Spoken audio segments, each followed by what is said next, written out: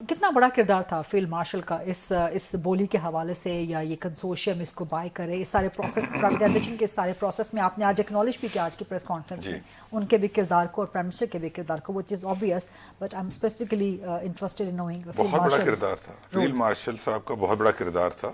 یہ business man کی جو ملاقات ہوئی تھی تو وہاں پر ہاں تو انہوں نے کانفیڈنس دیا تھا کہ بھئی پاکستان میں آپ انویسٹ کریں اور ہم یہاں پر ریفارمز کر رہے ہیں، چیزیں کر رہے ہیں. اس کے بعد یہ بزنس گروپ بنا جو کنسورشیم بنا، اور تو فیلڈ مارشل صاحب کا بہت بڑا کردار ہے اس کے اندر.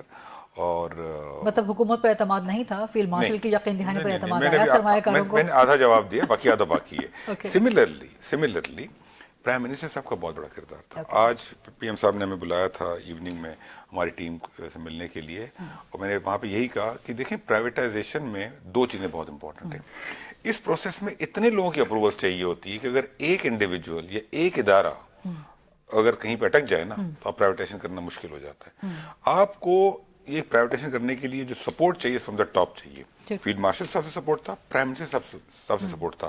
ہم نے جو کمرشل ٹرمز بتائے، ہم نے جو ٹرانزیکشن اسٹرکچر بتایا، جو بڈنگ پروسیس بتایا، جو بڈ بتائی، ریزرو پرائز بتائی، تمام چیزیں ہم نے انہیں کنونس کیا. اور ہر چیز تھرو آؤٹ پچھلے 6 ماہ میں انوالو تھے ان کے ساتھ، and he was very supportive.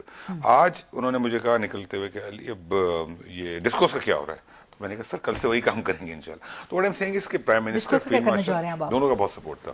ڈسکوس کے اوپر اچھا کام چل رہا ہے ہمارا، 3 کے اوپر اسلام آباد، گجرانوالہ اور فیصل آباد. آئی ایم ہوپنگ کہ جنوری میں ہم انشاءاللہ ڈسکوس کا ایکسپریشن آف انٹرسٹ ایشو کریں گے. ہم زرعی ترقیاتی بینک کا بھی انشاءاللہ ایشو کر دیں گے ایکسپریشن آف انٹرسٹ.